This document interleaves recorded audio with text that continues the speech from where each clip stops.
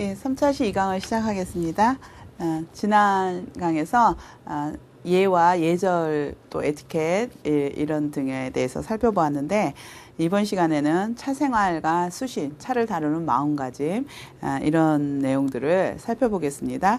먼저 이제 차 문화라고 하는 것은 헌다, 진다 이런 것을 포함한 행다의례, 행다의례는 차를 행하는 것을 행다한다고 하거든요. 지금 이제 제가 이렇게 차를 내는 거, 누구에게 차를 내서 접대하거나 이런 내용들을 이제 행다한다고 하는데, 이런 의례와 또 정신을 맑게 하여 완성된 인격 형성을 위한 끝없는 수행, 차를 통한 어떤 수행이죠. 덕을 쌓는 그런 수행, 또 진리 탐기를 위한 철학의 의미, 이런 것들을 이제 포함하고 있는 것이 차문화라고 이렇게 표현을 할 수가 있죠.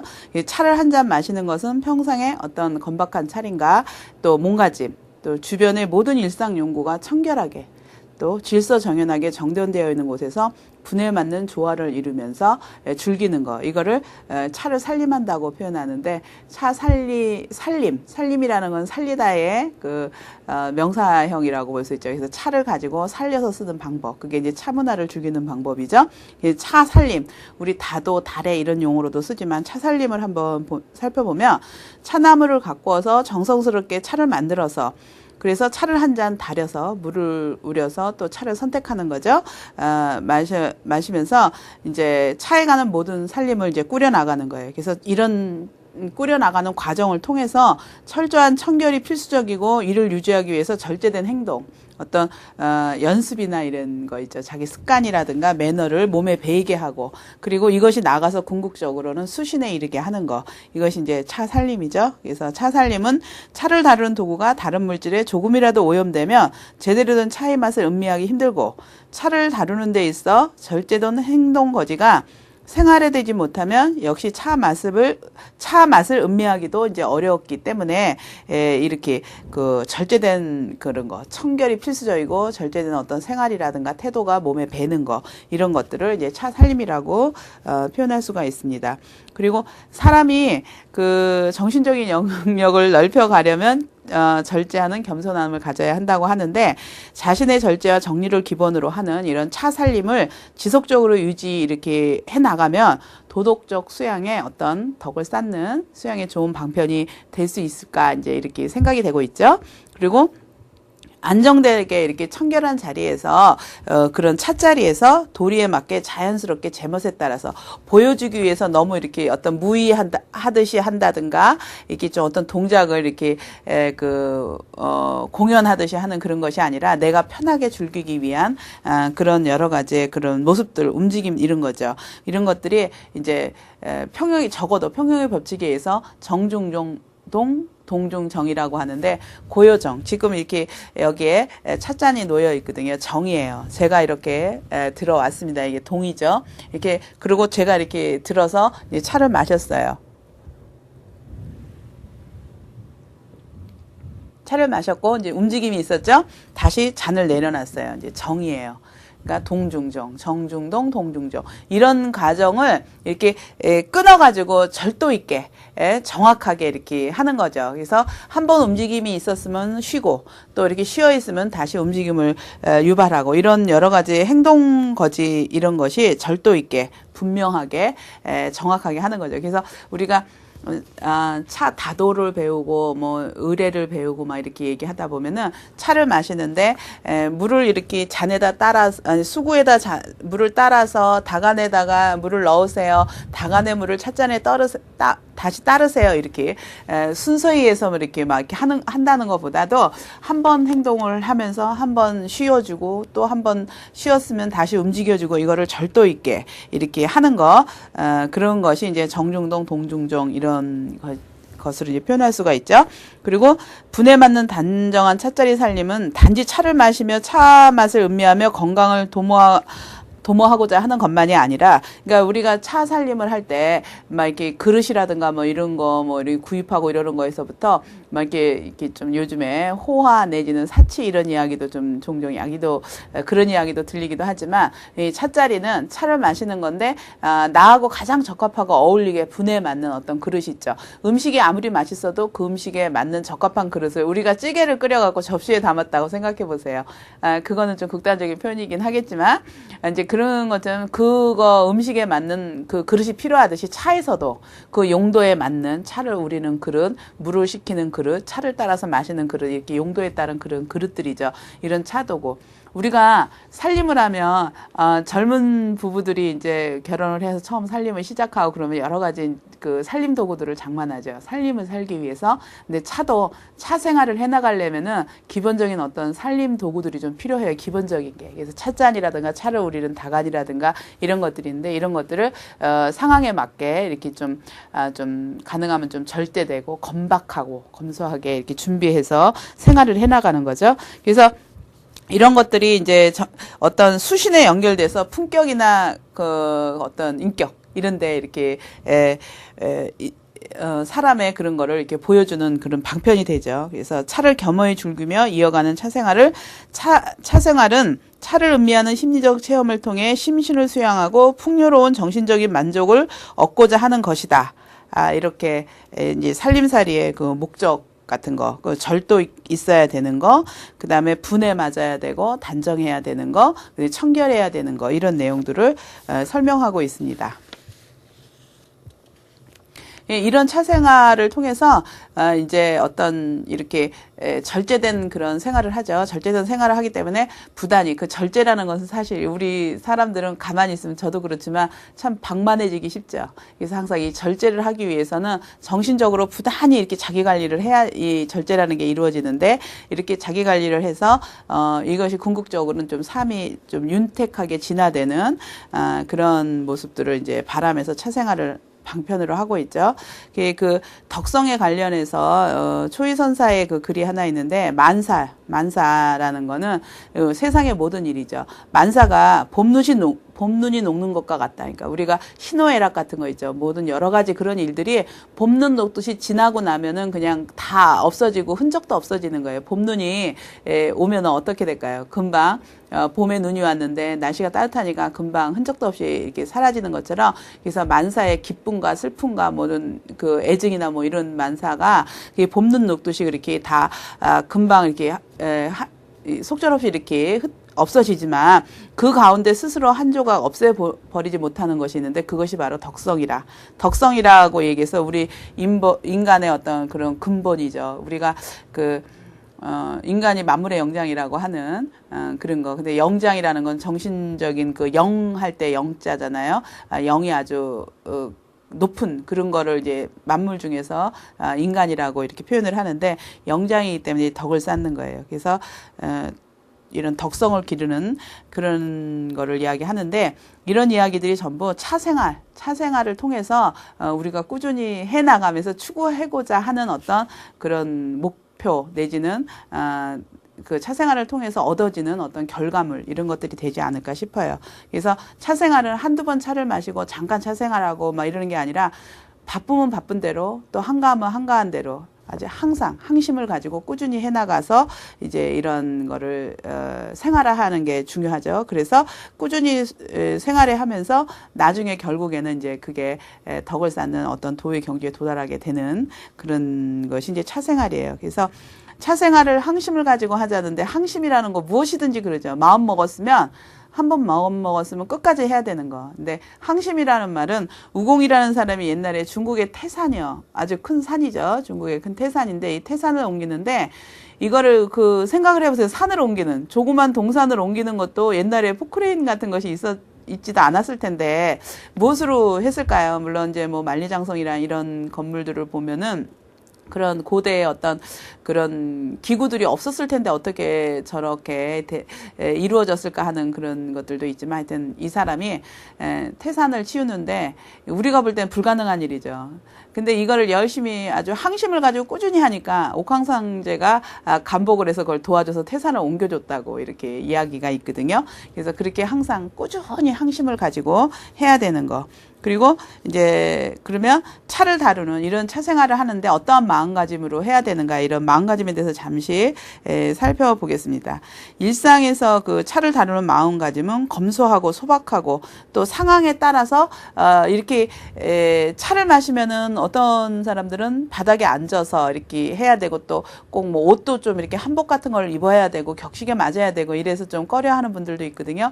근데 사실은 상황에 맞게 사무실이라든가 아니면 근무처라든가 어떤 곳, 집에서 또 부엌에서 주방에서 얼마든지 이렇게 또 이렇게 강의하는 테이블에서는 테이블 위에 찻자리를 놓고 이게 상황에 따라서 이제 응용해가면서 변통해가면서 해갈 수 있는 것, 조화를 이루면서 이제 해갈 수 있는 것이 이제 차살림을 하면서 이제 중요한 점이에요. 그리고 옹고이지신하는 거예요. 옛것을 돌아보고 또 이제 옛것을 너무 치중해갖고 옛날에는 한복만 입고 차를 당연히 먹었어요. 밥도 한복만 입고 먹었을 거 아니에요, 그렇죠? 근데 지금 뭐 밥을 먹을 때 한복을 입고 뭐 밥을 먹거나 그러지 않듯이 지금에 와서는 어떤 시대 감각을 가지고 요즘에 아주 편안하게 일상적인 그런 상황에 적응해서 하는 그런 마음. 그래서 옹고이지신하는 마음. 근데 어떤 분이 이제 철학이라는 것이 무엇이냐 이렇게 얘기하죠. 근데 차를 마시는 거, 차 문화, 또 차 살림을 하는 데는 자기 나름대로 철학이 있어야 되는데 이 철학이라는 것이 무엇이냐고 이제 여러 가지 이야기하죠. 심오한.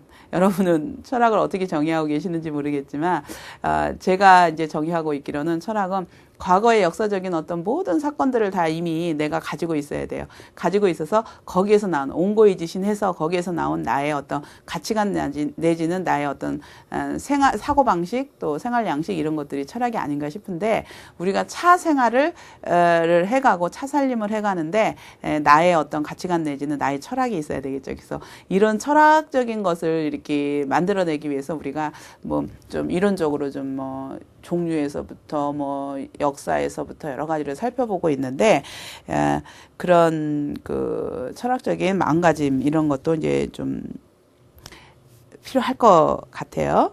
그렇죠? 그리고 이제 얘기에서는 말하는 한 가지 응용을 보면 온화한 기색이 있는 사람은 반드시 얼굴빛이 기쁨이 넘쳐 있으며 얼굴빛이 밝은 사람은 반드시 몸가짐이 단정할 것이다.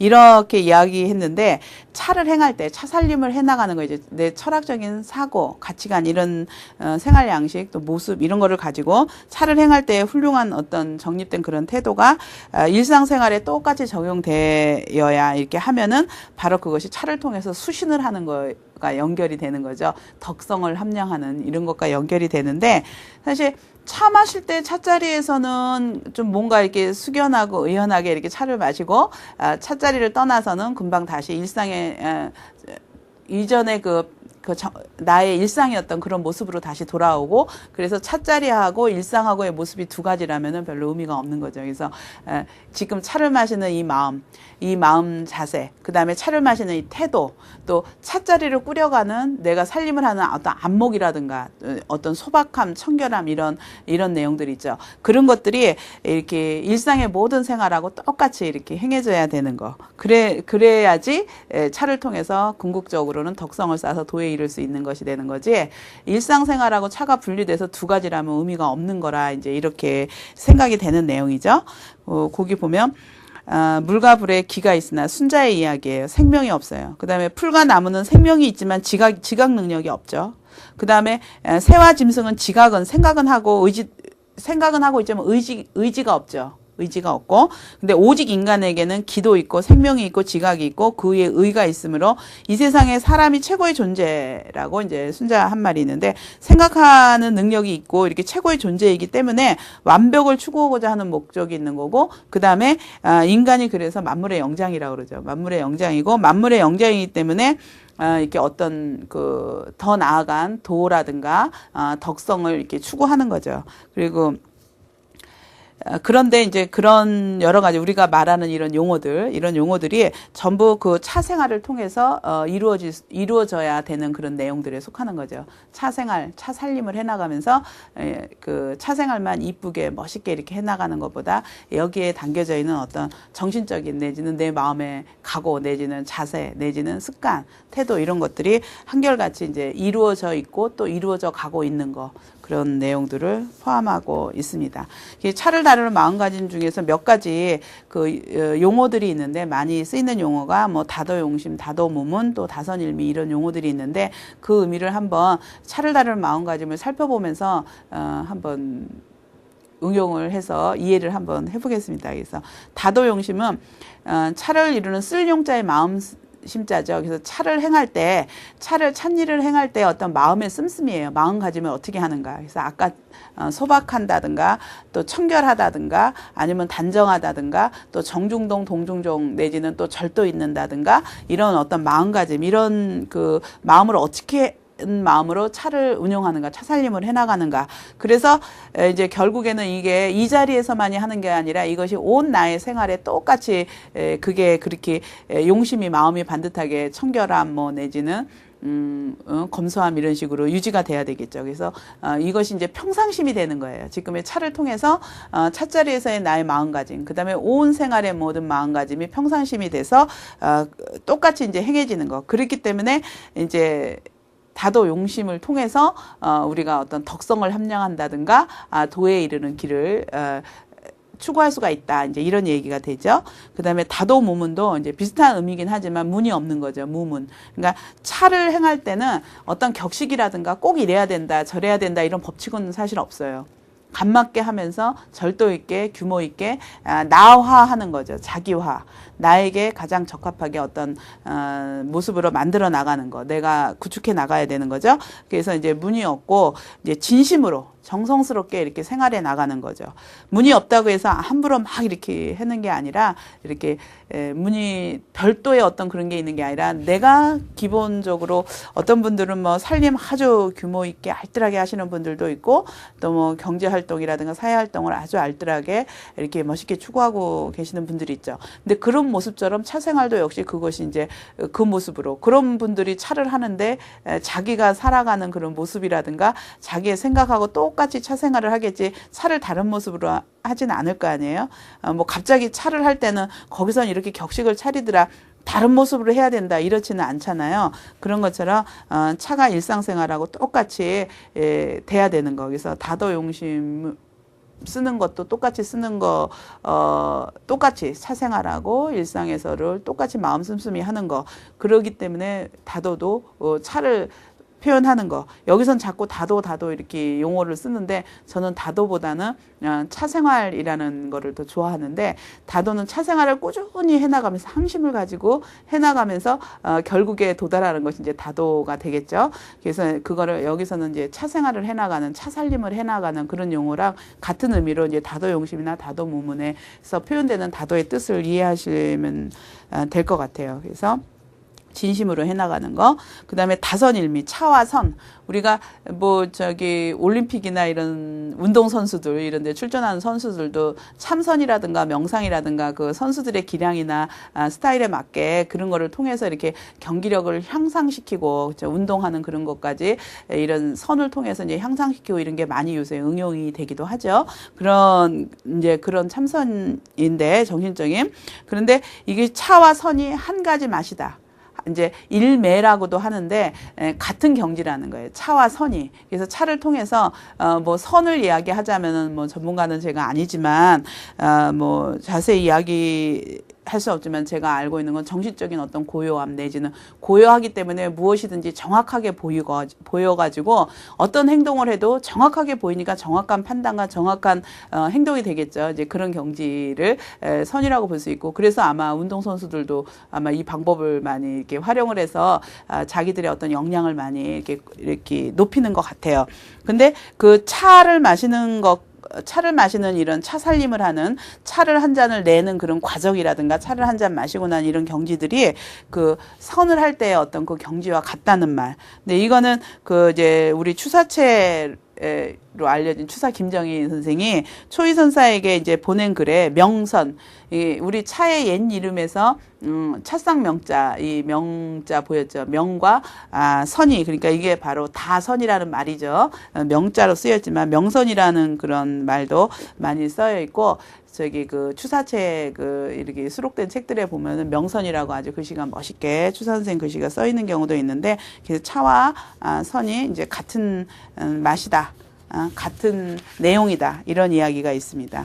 그래서 이제 차를 다루는 마음가짐에서 다도 용심, 차를 다룰 때, 차 살림을 할 때에 내 마음을 어떻게 쓰느냐. 그 다음에 이것이 이제 한계가 차 살림할 때하고 일반 생활을 할 때하고 차이가 아니라 똑같이 일목요연을 해야 된다는 거. 그 다음에 어떤 궁극적인 경지, 덕을 함량하는 거, 도를 함량하는 거, 이런 것들에 의해서 이제 차가 같은 하나의 이제 이렇게 방편으로 사용될 수 있다. 차 생활, 차 살림이, 그런 마음가짐에 대해서 한번 살펴보았고, 그러면 차와 관련돼서, 차 생활과 관련해서 예에 대해서 한번 살펴보는데, 우리가 차례, 달에, 또 다도, 다에 이렇게 용어를 하죠. 그래서 어떤 분은 달에를 한다 그러고, 어떤 분은 다도를 한다 그러고, 어떤 분은 다예를 한다고 그러고, 이런 식으로 표현을 하고 있는데, 그 용어에 대해서 한번 잠깐 보죠. 차례는 우리나라에만 있는 게 차례예요. 동양 삼국을 중심으로, 또 아니면 요새는 전 세계적으로 차들을 참 많이 마시고 있지만, 근데 이 차를 통해서 어떤 의식에 이렇게 이용을 한다든가 그러는 경우는 우리나라만의 독특한 어떤 그런 문화인데, 차례라는 거는 차를 가지고 예를 올리는 게 차례죠. 그래서 명절에 낮에 지내는 거, 밤에 지내는 거는 제사죠. 근데 낮에 지내는 거를 차례라고 하는데, 우리 추석이라든가 설에 지내는 아침에 지내는 차례죠. 그것도 차례고, 그 다음에 이제 한식에 차례를 지내고, 그다음에 옛날에는 사당이 있었죠. 사당이 있는 양반가에서는 초하루나 보름, 또 돌아가신 분의 어떤 생일, 이런 날 차례를 올렸어요. 그 차례를 올 때 사당 참배를 하는데, 매번 살림이 얼마나 윤택할지는 모르지만, 매번 사당에 많은 여러 음식 같은 거를 하기에 참 많이 번거로웠겠죠. 그러니까 차로서 이렇게 차를 한 잔 올리는 거예요. 차로서 정성을 다해서 가장 정성스러운 거로 생각한 차를 올리는 차례, 이런 것들이 있었어요. 그래서 이제 차례가 이루어져 있는데, 이거는 우리나라만의 독창적인 어떤 그런 문화죠. 그 다음에 이제 한문은 같지만 또 다례라고 우리가 표현되는 게 있죠. 다례라고 하는 게 왕실, 또 불가, 유가, 그 다음에 도가라든가 아니면 무속에서도, 그 다음에 여염집에서도 이제 다례가 행해졌죠. 그래서 다례는 왕실의 경우에는 어떤 조정에서 왕권의 위용을 강화하기 위해서 굉장히 거국적으로 성대하게 이렇게 치러진 그런 다례가 있어요. 그래서 지금하고 가장 가까운 역사로 보면 조선시대가 바로 앞서의 시대잖아요. 조선시대는 사신이 오면은 다례를 행하는데, 어떻게 행하는 이런 기록들이 많이 남아있죠. 그리고 이제 멀리는 신라시대에는 가락국이 신라시대, 삼국시대에, 삼국시대라고 부르는 거는 가락국이 신라에 합병이 됐죠. 그래서 이제 삼국이라고도 하고, 또 요즘에는 그래도 가락이 500년 이상 왔기 때문에 사국시대라고도 하는데, 이 가락국의 신라하고 합사되면서 문무왕이 즉위해가지고, 문무왕이 즉위하면서 이제 가락국 종묘에 제사를 지내게 했어요. 근데 그 제사를 지낼 때 여러 가지 제물들하고 차 등을 통해서 이제 제사를 지내게 하는 거. 그래서 다례를 올린 거죠. 그 다음에 고려 시대에는 국가의 어떤 연등회라든가 이런 행사, 그다음에 왕희가 책봉되는 거, 공주가 하가하거나 황태자 책봉이라든가 이런 때 다례를 이렇게 행했던 이런 기록들이 나와 있죠. 그리고 불가에서는 우리가 이제 다음 시간에 다음 시간부터 한국의 차문화에 대해서 살펴보겠지만, 그때 이제 다시 나오는 내용이라서 설명을 하겠지만, 불가에서는 신문왕의 왕자인 보청과 효명태자가 오대산에서 문수보살에게 이렇게 차를 공양했고, 그 다음에 이제 충담사이죠. 경동왕 때 충담사가 남산 사마령의 미륵부처님께 차를 공양하고 오는 어떤 이런 기록들이 남아 있습니다. 그래서 불가에서는 이 고려 때부터 이제 조선 시대에 이르기까지 그 불가에서 행하는 어떤 예식에 다계라고 해서 차의 개송이죠. 차 개송이 있어가지고 개송을 읊어가면서 차를 올리는 그 예식이 이제 확립이 돼 있죠. 그래서 닭의 내용. 근데 이 부분에 대해서는 이제 나중에 그 차문화 우리 한국의 차문화사에 대해서 다시 살펴보도록 하겠습니다. 그리고 육아에서는 이제 관례, 혼례, 상례, 제례 부분에서도 이제 다례가 행했어요. 근데 관례, 혼례, 상례, 제례라는 거는 우리가 일생을 살면서 우리 통가을애죠. 우리가 태어나서 이제 37일, 100일, 돌, 그다음에 1살, 2살 이렇게 돼서 이제 15, 16세가 되면은 이제 성인 어른으로서 관례, 성인식이죠. 어른이 되어서 그다음에 혼례를 하고 그다음에 이제 열심히 살다가 이제 죽어서 상례가 되죠. 근데 죽어서 조상에 의해서 이제 제사를 올리니까 제례. 그래서 우리의 어떤 통가을인데 이런 관혼상제에서 다례가 있었던 그런 기록들이 있습니다. 그다음에 이제 차례 다례를 살펴보고 이제 다도라는 용어를 한번 좀 살펴보겠습니다. 다도는 차를 다루어 손님에게 권하거나 마실 때 예법으로 찻잎을 따기에서부터 차를 만들어 우려서 마시까지 찻일, 차에 관한 일을 반복적으로 하면서 몸과 마음을 정갈이해서 덕을 쌓아 결국에는 도에 이르게 되는 수행의 과정을 말하는 것이 이제 다도를 표현할 수가 있죠. 그래서 요즘에 다도한다, 차 한 잔 그냥 간맞게 우려 마시면서 나 다도를 한다 이렇게 표현한다기보다도 다도라는 거는 우리가 차생활 문화를 항심을 가지고 훈습을 해서 완전히 익숙하게 익혀 가지고 나서 이제 마지막에 추구하는 것이 이제 다도가 아닐까 이제 이런 생각이 들어요. 그 다음에 요즘에 와갖고 또 다예라는 말이 쓰이고 있는데 다예는 현대에서 대만을 중심으로 활성화되어 있죠. 그래서 요즘에 혹시 중국에나 뭐 이런 데 가보신 분들 가시면은 관광을 가시거나 이러거나 때는 어떤 다예관 같은데 그런 뭐 큰 찻집 같은데 이렇게 가시게 되면 거기서 보면 이게 주전자 그 다관에 뭐 이렇게 꼭 그 주둥이 부분이 이렇게 좀 길고 이런 거를 가지고 뭐 팔을 뒤에서 이렇게 해갖고 차를 저 멀리 있는 데까지 따르거나 이상하게 그 기회하는 동작같이 그렇게 차를 따르기도 하죠. 그리고 이 다관을 아주 높이 들어가지고 여기 찻잔에다 한 방울도 안 떨어뜨리고 이렇게 집어넣는 어떤 기회적인 그런 것들을 이제 많이 하기도 하는데 이런 것들을 이제 이런 체험을 통해서 차를 다루는 기술을 숙달시키고 이런 것을 통해 가지고 이제 심신을 수양해서 조에 접근한다.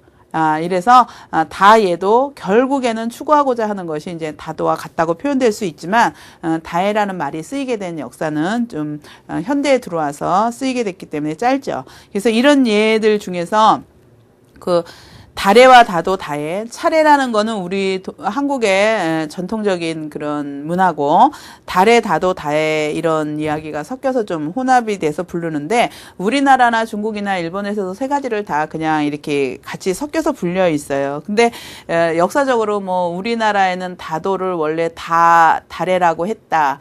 뭐 일본에서는 다도라고 한다. 중국에서는 다예라고 한다. 근데 역시 또 서예에서 보면은 한국에서는 서예라고 하는데 중국에서는 서예라고 하고 일본에서는 서도라고 한다. 뭐 이런 식으로 구분하는 경우들도 종종 있는 것 같아요. 그래서 참고로 한번 그 부분에 대해서 잠깐 이제 살펴보았습니다. 그래서 이제 그 차 생활과 관련해서 이제 그 다례, 다도 또 다예, 차례들을 살펴봤고 이제 다례에 포함된 관혼상제, 인간의 우리들이 한 세상을 살아가면서 통가을에 해당하는 우리들 살아가는 그런 관혼상제에 다례가 되어 있는데 어떻게 다례가 포함이 되어 있는가를 한번 잠깐 살펴보도록 하겠습니다. 먼저 이제 관례는 성인식이죠. 요즘에 성인식 20세에 5월 달에 하고 있죠. 성인식인데 이제 남성의 경우는 상투를 틀고 관을 씌워서 관례.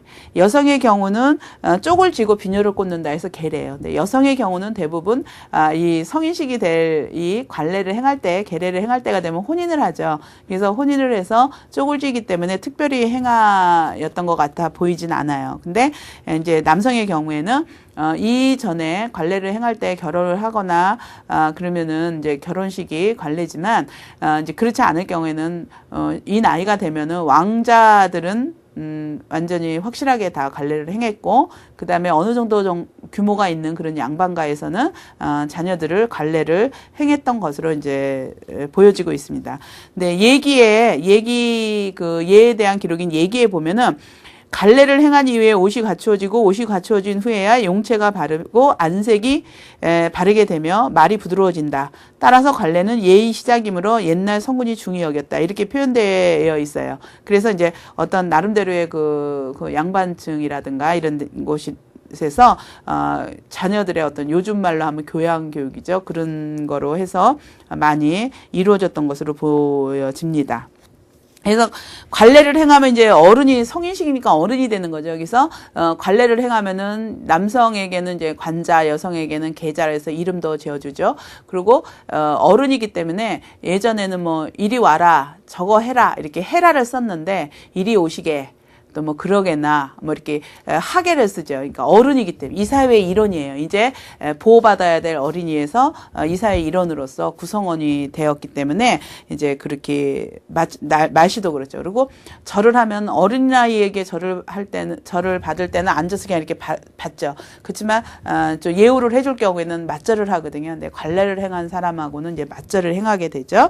그래서 관례의 절차를 한번 뒤에 이제 여러 이야기들을 한번 여러분들이 살펴보시면 되겠어요. 관례를 행할 때는 이제 뭐 초가, 제가, 삼가 해서 머리에 상투를 틀어갖고 간을 씌우고 또 어른의 출입복을 입고 머리에 모자를 쓰죠.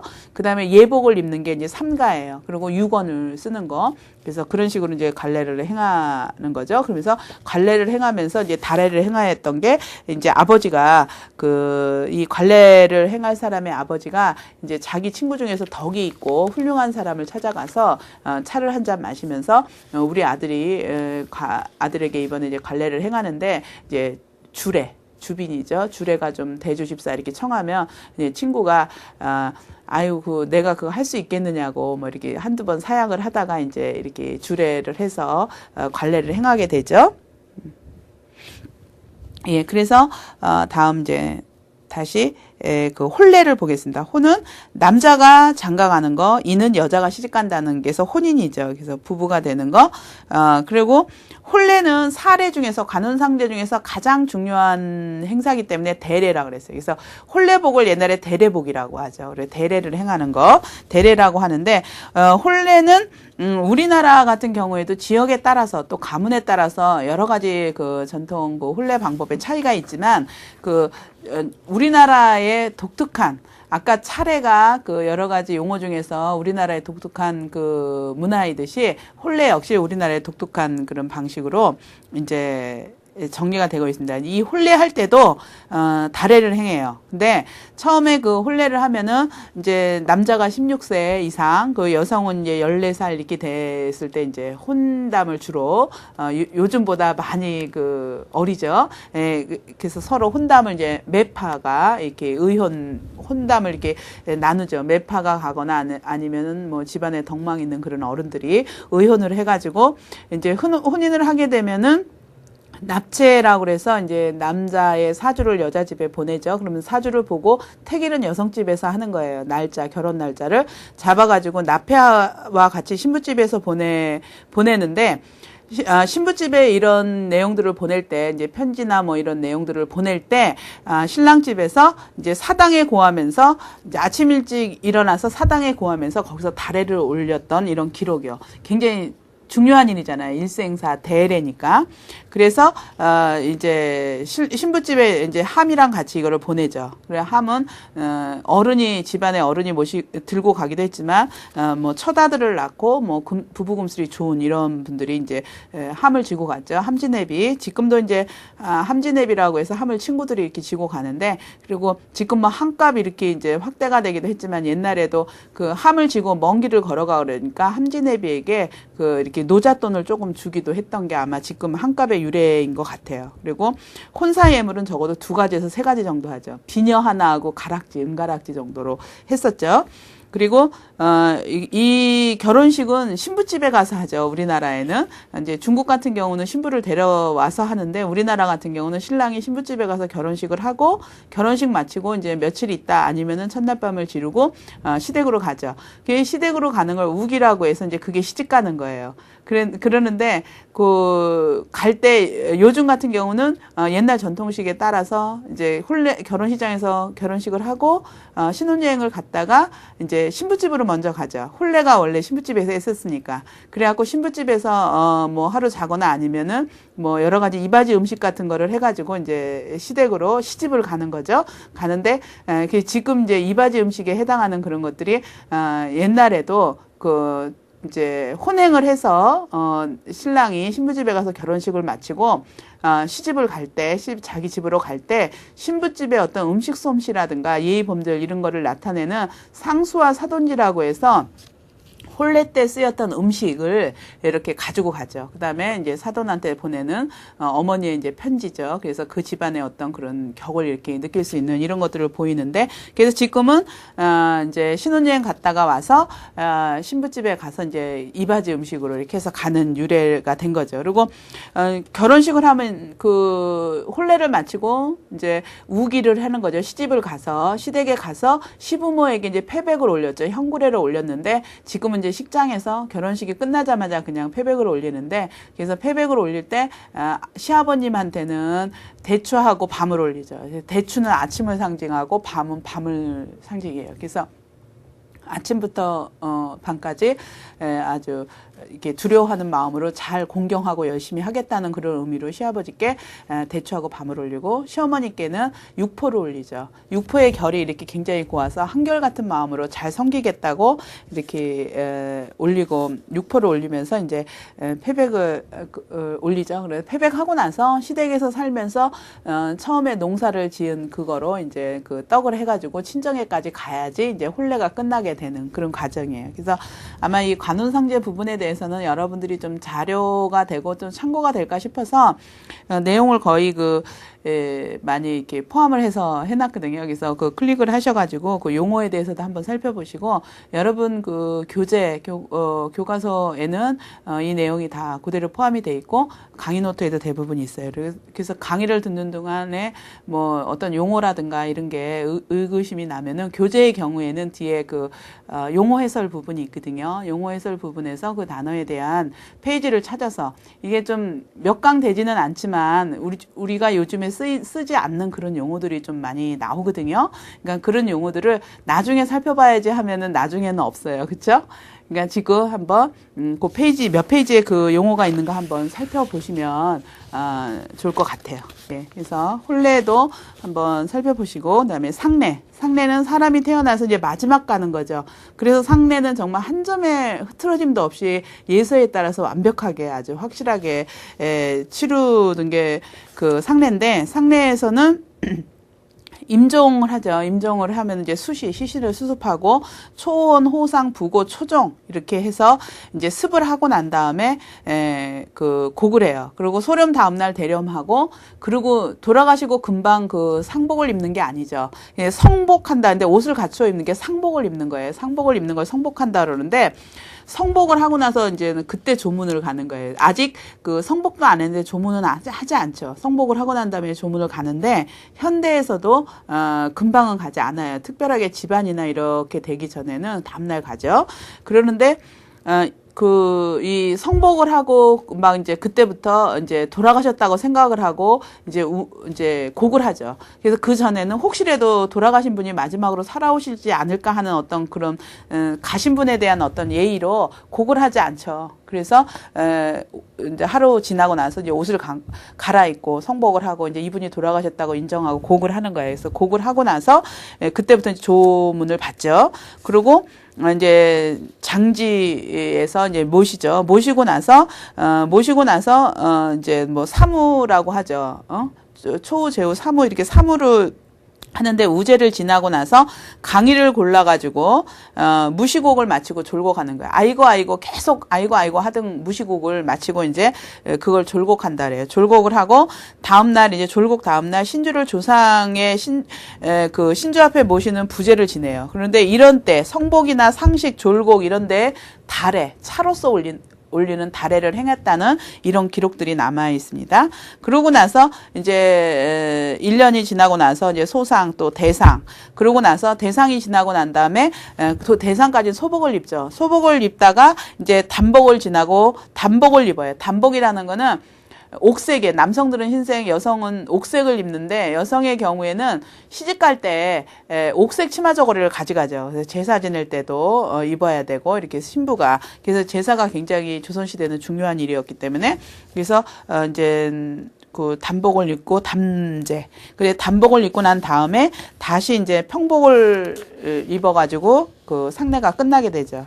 그리고 마지막에 이제 제례 있죠. 제례는 원래 원시는 우리가 예의 기원에서도 볼 때, 뭐 하늘이라든가 어떤 그 신에 대해서 지내던 제사인데 요즘에는, 조상에 지내는 제사에 국한돼 있죠.